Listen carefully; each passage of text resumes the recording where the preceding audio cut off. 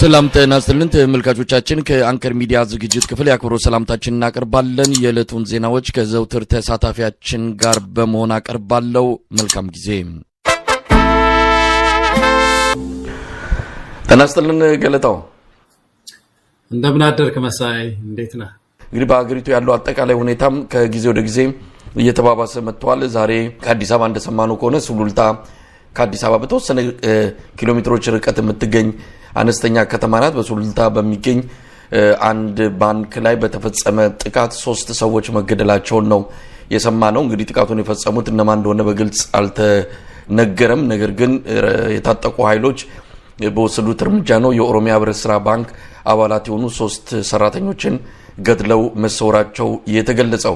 በሌላ በኩል በአዲስ አበባ አፈሳው ተጠናክሮ ቀጥሏል። ጋዜጠኞች እየታሰሩ ነው። የሪፖርተር ጋዜጠኛ እንደዚሁም የቀድሞ ኢትዮጵያ ሬዲዮ ጋዜጠኛ ድሮ በዛ ነው የምናውቀው አብዱል ሰመድ መሐመድ፣ ሌሎችም እየታሰሩ ነው ያሉት። በቀን 2000 ሰዎች እየታሰሩ እንደሆነ፣ አብዛኞቹ በአሁኑ ሰዓት በተለያዩ መጋዘኖችና ለጤንነት እጅግ አስቸጋሪ በሆኑ ቦታዎች ታጉረው እንደሚገኙና ሰዎችም የታሰሩትም እየሞቱ እንዳለ ነው ባገኘነው መረጃ የሚያሳየው።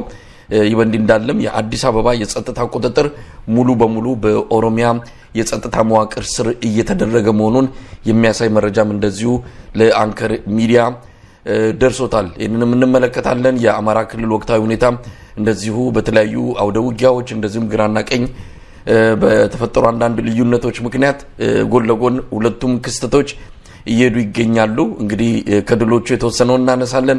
እስቲ ከአዲስ አበባ ወቅታዊ የሰላምና ጸጥታ ሁኔታ እንነሳ። ዛሬ እንደሰማነው ከሆነ ጋዜጠኞች እየታሰሩ ነው።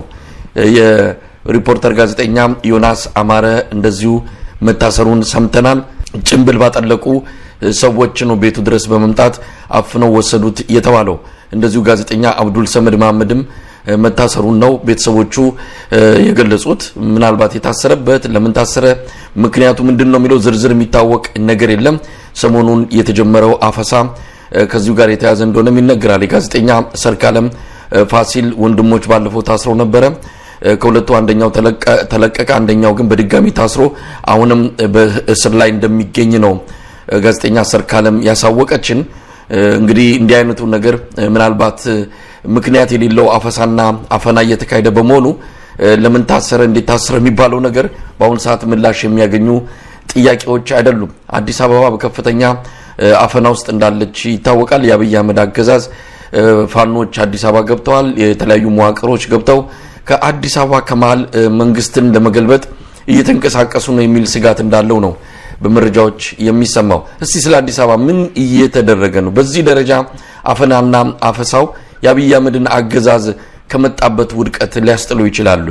የዜጎች ዋስትና ማጣት፣ አፈና፣ መሰወር ጉዳይ አንከር ሚዲያ መቼም ትኩረት ከሰጥቶ ሲዘግባቸው ከአንተ ሲዘግባቸው ከነበሩ አንኳር ጉዳዮች መካከል አንዱ ነው። በጣም በአብይ አህመድ ዘመን በተለይ መሰወር፣ አንድ ሰው ይታፈናል፣ ታፍኖ ይጠፋል የተወሰነ ጊዜ። ይሄ በህወሓት ብዙም አልተለመደም ነበር። እዛ ቤተሰቡ ተንጫጭቶ አልቅሶ ምን ብሎ እዚህ ቦታ ታይቷል የታፈነው ሰው የሚል ነበር እና ይሄንን ነፃው ሚዲያው ሲዘግበው አንከር ሚዲያ ሌሎች ሚዲያዎች ይሄንን ሲያጋልጡ የተጋነነ ነው ውሸት ነው ብለው ዛሬ አሜሪካ መግለጫ የአሜሪካ የውጭ ስቴት ዲፓርትመንት ያወጣው መግለጫ ብዙ ሰው ተወያይቶበታል። በዛ ጥልቀት አንገባም። ግን ሴክሽን 2 ላይ ሲ ላይ አፈናና መሰወር የሚል አንቀጽ አለ። አንዱ መለኪያቸው 3 ሴክሽን ነው ያለው ያጠናት። አንደኛው ላይፍ ነው የሚለው ወይም ኑሮ፣ ሁለተኛው ሊበርቲ ነፃነት ነው ሴክሽን 2፣ ሴክሽን 3 የዜጎች ዋስትና ነውና በዚህ በሊበርቲ ሴክሽን 2 አንቀጽ ስር ሁሉም ሀገሮች የሚመዝኑበት መስፈርት ነውና እዛ ላይ በጣም የሚያስገርም ነገር አየሁ መሳይ።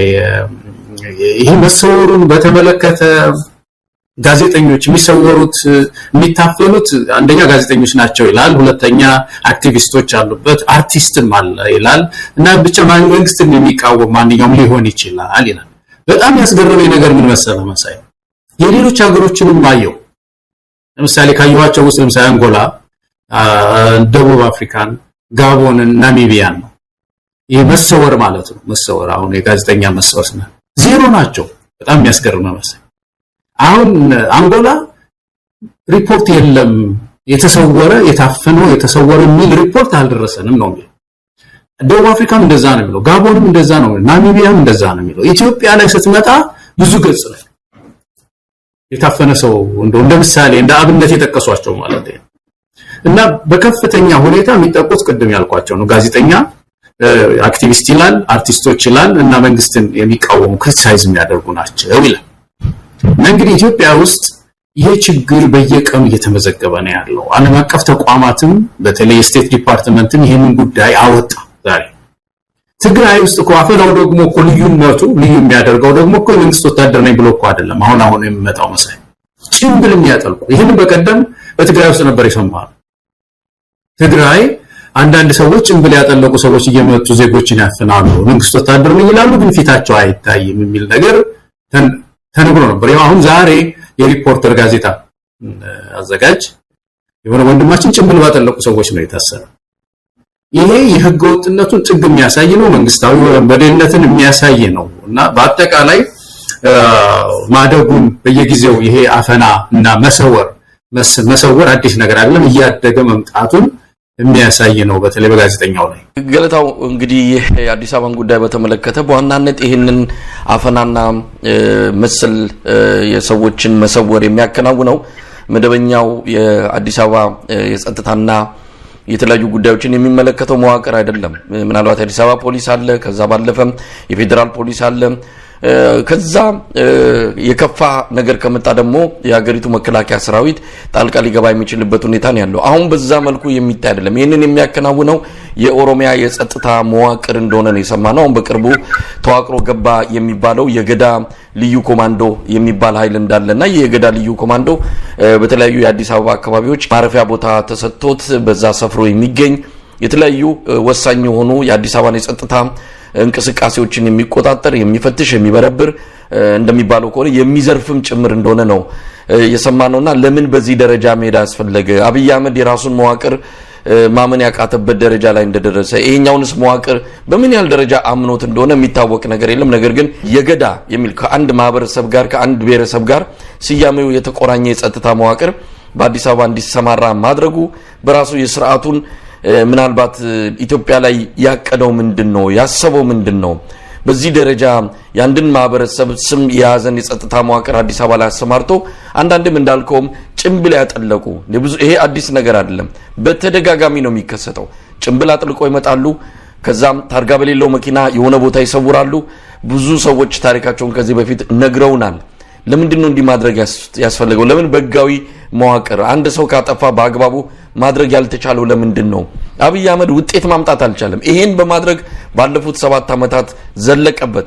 የበለጠ ነገሮች እየተወሳሰቡ ሌላው ቀርቶ ባሁን ቀደም ሲል በተከስከው በአሜሪካን የውጭ ጉዳይ መስሪያ ቤት በተለየ ሁኔታ እስከዛሬ ህወሓት ኢህአዴግ እንኳን ተጠይቆ በማያውቅበት ተከሶ በማያውቅበት አዲስ የወንጀል አይነት ወይም ደግሞ የአፈና አይነት ነው ስሙ የተጠቀሰው። መሰወር፣ አንድን ሰው መሰወር፣ ደብዛ ማጥፋት፣ ለቤተሰብ ያለበትን ቦታ አለመንገር፣ በ48 ሰዓት ውስጥ ለፍርድ አለማቅረብ፣ ብዙ ህገወጥ የሆኑ ነገሮች የሚከናወነው በዚህ አሁን በተጠቀሰው የአፈና መዋቅር አማካኝነት ነውና ለምን የመረጠው ይመስላል? የአዲስ አበባ ፖሊስ ስለማያምን፣ ፌዴራል ፖሊስን ስለማያምን፣ የመከላከያ ሰራዊትን ስለማያምን ለምንድን ነው የሚለው ጥያቄ ይነሳል። እዚሁ ሪፖርት ላይ ሳይታወል አሜሪካ ከዚህ በፊት ስትል የነበረው ነገር ነበረ። የለውጡ ኃይል አብይ አህመድ ለውጥ እያከናወነ ነው ስትል ነበር የነበረው። በኋላ ግን ያው እነሱም ሪፖርቱ ደርሷቸው ኮሬን የገኛ የሚባለው ተጠቅሷል እዚህ ሪፖርት ላይ። የኮሬን የገኛ ሮይተርስ ያወጣው ዘገባ የምርምር ዘገባ እውነት እንደሆነ እና ይሄ ኃይል ወንጀል እየፈጸመ እንደሆነ ይናገራል እዚህ ሪፖርት ላይ። እና ስቴት ካፕቸር የሚባለው ይሄ መንግስትን መጥለፍ ማለት ነው። መንግስት እርቃኑን አለ፣ ተቋም አለ። ቅድም ያልከው እኮ ነው። ለምሳሌ ፖሊስ ይባላል፣ ወታደር ይባላል፣ አዛዥ አለው፣ ሃይራርኪ ተመስርቷል። ግን እነዚህ ዋና አዛዦች በዚህ በኮሬ ነገኛ ይጠመዘዛሉ፣ እየተጠሩ ይጠየቃሉ። አልታወቀ ቢሮ ይጠየቃሉ። ትዕዛዝ ካልታወቀ ቢሮ ይቀበላሉ በስልክ። ስለዚህ ያንን ተቋም እየተጠቀሙ ህዝብ ይበድሉበታል። እና የኮሎኔገኛ እውቅና ተሰጥቶታል በዚህ በአሜሪካ በስቴት ዲፓርትመንት እንትንምና እሱ አንዱ የኢትዮጵያውያንን ትግል እየጠለፈ ነው ያለው። ይሄ ማለት እንግዲህ ወደ ኋላ ሊወስደን ነው ማለት ነው። ለውጡ የመነሻው ራሱ የተነሳበት አካባቢ እንትን እንደነበረው አሻጥር እንደነበረው ወደ ኋላ የሚወስድ ሪፖርት ነው። ይችም ሀገር ራሷ እንድትመረምር አድርጓል። በጣም ያስገርመው ነገር መሳይ እዚሁ ሪፖርት ላይ አሁን እንትኑ አጠቃላይ መመዘኛቸው ቅድም የነገርኩ ሶስቱ ሴክሽን ነው። ሴክሽን 1 ሴክሽን 2 ሴክሽን 3 ሁሉም ሀገር ላይ አለ። ይሄ ኢትዮጵያ ላይ ተጨምራል። ሴክሽን 1 ሲ የሚባል ተጨምሯል። ሲ ምንድነው? ይሄ ቅድም ያልከው የጦር ወንጀል በሰው ወንጀል ላይ የሚፈጸም ወንጀል ይሄ ክራይም አጌንስት ሂውማኒቲ የሚባለው የዘር ፍጅትን የሚያሳዩ ምልክቶች ያሉበት ወንጀል የሚለው ሌላው ላይ የለም፣ ሌላው ሀገር ላይ የለም። ይሄ ወንጀል ያለው ኢትዮጵያ ውስጥ በአጠቃላይ ሪፖርቱ በጣም የሚያስገርም ነገር አሁን የአንጎላ የናሚቢያ 9 ገጽ ናት፣ በ9 ገጽ የተጻፈች ናት። የጋቦን 13 ገጽ ነው፣ አንጎላ 11 ገጽ ነው፣ የኢትዮጵያ 28 ገጽ። ከዛ ውስጥ የጦር ወንጀል የሚለው 5 ገጽ ነው የፈጀው። ይሄ የጦር ወንጀል ክራይም አጌንስት ሂውማኒቲ የሚለው ማለት ዝርዝር ያስቀመጡበት ክፍል 5 ገጽ ነው የያዘው። ሳመሪ የሚባለው ባጭሩ በጣም በጠባብ ነው የሚጻፈው። 2 ገጽ ነው ኢትዮጵያ ላይ፣ ሌሎቹ በ2 ፓራግራፍ ነው የታለፈው። እና አጠቃላይ የኃጢአቱ ብዛት የዚህ መንግስት ኃጢአት ብዛት ያንን ሪፖርት በተለይ ሰብአዊ መብት ጉዳይ ላይ የምትሰሩ ሰዎች እንድታዩት፣ ዲፕሎማሲ ላይ የምትሰሩ ውጭ ሀገር ያላችሁ ወገኖችም ይሄን ይዛችሁ የእናንተ ሪፖርት ነው ይሄን የሚለው ማለት ያስፈልጋል። እና ያለበት የወንጀል አይነት ምንም የቀረ የለም። እንግዲህ በአለም ላይ ትላልቅ ወንጀሎች የሚባሉት ይሄ ማፈኑን ምንድነው መሰወሩን ተውና መሳይ የከፍተኛ የሚባሉት ጄኖሳይድ ነው አለ፣ ዋር ክራይም ነው አለ፣ ክራይም አጌንስት ሂውማኒቲ ነው። እነዚህ ናቸው የወንጀል ጥግ የሚባሉት ሶስቱም ተጨምሮ ኢትዮጵያ ላይ እንትን ተብለዋል ተቀምጠዋል። እና ይሄ ሰው በዚህ በዓለም አቀፍ ኮሚኒቲው ዘንድ በጣም ታይቷል፣ ገበና ሁሉ ታይቷል። ግን ከሁሉም በላይ አሁን የሚያሳስበን እኛ ጋዜጠኞቻችን አደጋ ላይ ነው ያሉት፣ ይታፈናሉ፣ ፖለቲከኞች ይታፈናሉ፣ አክቲቪስቶች ይታፈናሉ፣ ይጠፋሉ። እና በዚህ መካከል ህዝባዊ እምቢተኝነት ማስነሳት እና የሳን ሰው ሲታሰር ደግሞ እንደሌላው ሀገር መሳይ አሁን ሪፖርተር ጋዜጣ እኛ ሲታሰር ዝም ብሎ ዚህን አንብቦ ቁጭ የሚል ዜጋ ካለ እኮ አለቀ ነገሩ እኮ በቃ ይለቅማል። እሱ ስራ እንደዚህ የጻፉትን መልቀም ነው። ለምን ይታሰራል ይሄ ሰው? ለምን ጋዜጠኛውን ታጉላላለህ? ለምን አክቲቪስት ታጉላላለህ? ለምን አርቲስት ታጠፋለህ? የሚል ትውልድ እና ህብረተሰብ መነሳት ይኖርበታል። ገለታው እንግዲህ አገዛዙ ትዕግስት ያጣ ነገሮችን መቆጣጠር ያልቻለ መሆኑን የምታውቀው በእንደነዚህ አይነት ጋዜጠኞች እስር ላይ ምንም አይነት መረጃ ዱካ ሳይሰጥ እያፈነ የሚወስድበት ሁኔታ በተስፋ መቁረጥ ውስጥ ያለ አገዛዝ እንደሆነ በደንብ የሚታይ ነው። በቀን እስከ 2000 ሰው ይታሰራሉ መባሉ ወይም ደግሞ ታፍነው ይወሰዳሉ መባሉ ከአዲስ አበባ ብቻ በራሱ ይሄ ትልቅ ጥያቄ የሚያስነሳ ነው። እነዚህን ሰዎች ወስዶ የት ነው የሚያስራቸው? እንግዲህ 2000 ሰው ቀላል አይደለም። አገዛዙ እስር ቤት የለው እነዚህን ሁሉ የሚያስተናግድበትና የሚያቆይበት። አሁን እንደምንሰማው ከሆነ በግለሰቦች ባለሀብቶች መጋዘን ውስጥ ነው የሚያስቀምጠው። እዛ መጋዘን ውስጥ ያጉራል። ለጤና አስቸጋሪ በሆነ ሁኔታ ውስጥ ነው ያሉት። በተላላፊ በሽታ፣ በተለያዩ በመተፋፈግ በአየር እጥረት በሚመጣ ችግር ምክንያት የተወሰኑ ሰዎች ቁጥራቸው ለጊዜው ከፍና ዝቅ እየተባለ ይገለጻል። ለማንኛውም ሰዎች ግን እየሞቱ ነው እስር ቤት ውስጥ ምንም ርራሄ በሌለበት ሁኔታ ነው። እንግዲህ አያያዙንም በተመለከተ እንደሰማነውም ከሆነ ወደ ተለያዩ ወታደራዊ ማሰልጠኛ ካምፖችም እየወሰዳቸው ነው።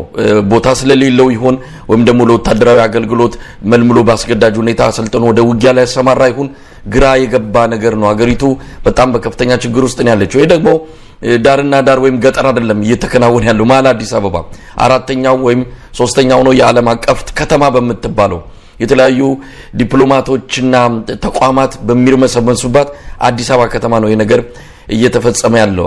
አብይ አህመድ አታንሱብኝ ነው። እኛ ሰላም ነን። አሁን ይሄን ሁሉ ማት ይሄን ሁሉ ጉድ አዲስ አበባ ላይ ጥዶ እሱ ወደ ደቡብ ኢትዮጵያ ሐዋሳ፣ ወላይታ፣ አርባ ምንጭ ጉብኝት ሄዷል። ምንም የተለየ ነገር የለም። የህዝብ ድጋፍ አለኝ ብሎ ለማሳየት የሚያደርገው ነገር ይሄ ሰው መቼ ነው እንደው ወደ ቀልቡ ተመልሶ ኢትዮጵያ ለተጋፈጠቻቸው ለመጣባት አደጋዎች ተገቢውን የሆነ መጀመሪያ እውቅና መስጠት ችግር አለ ብሎ ማመን ከዛ በኋላ ችግሩን እንዴት መፍታት ይቻላል የሚል እንደ ቁጭ ብሎ መምከር ሲገባው እንደዚህ አይነት ያደባባይ ትዕይንቶችን እያሳየ መንግስት ለመምሰል ተቀባይነት ያለው ህዝብ የሚወደው ሰው ለመምሰል የሚያደርገው ጥረት እውነት ለመናገር ሰውየው ለመፍትሄ ምንም ዝግጁ እንዳልሆነ የሚያሳይ ነው ብሎ መውሰድ ይቻላል። ለምንድን ነው ወደ እነዚህ ከተሞች የሚሄደው? ምን የተለየ ነገር አለ?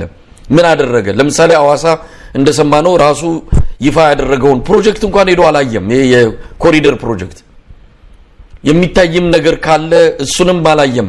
ህዝቡን በመኪና እየተዘዋወረ ሰላም አለ። ወላይታ ሄደ፣ አርባ ምንጭ ሄደ፣ አለቀም ጫወታው። እንዲህ አይነት ነገሮች በቴሌቪዥን ያለ መጥፋት ከቴሌቪዥን ስክሪን ላይ ሁሉ ጊዜ ከቤት የቤቱ ጓዳ መገኘት ከዛ ውጪ ምንም አይነት ስራ ሲሰራ እያየን አይደለምና ምናልባት እንዲህ አይነት ችግር በአገሪቱ ላይ ተቆልሎ አዲስ አበባ በእንደዚህ አይነት ነፍስ ውጪ ነፍስ ግቢ ላይ እያለች እሱ ወጣ ያለ ልክ አገሪቱ ሰላም እንደሆነች ለማሳየት እንግዲህ እንደምታውቀው መሳይ የኢትዮጵያ ከተሞች ምናልባት ወይ በሶስት ይከፈሉ ይሆናል። መጀመሪያው እነዚህ በጣም ከትላልቅ ከተሞች ምንላቸው ላርጅ ሲቲስ ምንላቸው አሉ፣ እንደ ሐዋሳ፣ እንደ ባህር ዳር፣ እንደ አዲስ አበባ፣ እንደ ናዝሬት የመሳሰሉ ማለት ነው። ከዛ ቀጥለው ደግሞ እንግዲህ የወረዳ ከተማዎች አሉ፣ መካከለኛ ከተሞች ዞን ሊሆኑ ይችላሉ። ከዛ ቀጥለው ደግሞ አነስተኛ ከተሞች አሉ ማለት ነው። እነዚህ ሁለቱ በተለይ በጣም ላርጅ ከባድ ከተሞች የክልሉ ዋና ከተሞች አካባቢ እነሱ ለህዝባዊ እምቢተኝነት ምቹ ናቸው። ህዝባዊ እምቢተኝነት እነሱ አካባቢ የሚነሳ ከሆነ በቃ የመንግስት ማለቂያው እሱ ነው። የአዲስ አበባ መነሳት አሁን የአብይ አህመድ ፍጻሜ ነው የሚሆነው። ይሄን ያውቃል በትክክል። ስለዚህ ከትጥቅ ትግሉ በላይ ይፈራዋል ህዝባዊ እምቢተኝነትን፣ በተለይ በከተሞች የሚነሳ ህዝባዊ እምቢተኝነት። ስለዚህ ያንን ለማዳከም በተቻለ መጠን አንደኛ በልማት በኩል ይሄ ብልጭልጭ ነገር የኮሪደር ልማት እያለ እንዳልከው ሳይክልም እየነዳ ምንም እያለ ለወጣት መዝናኛ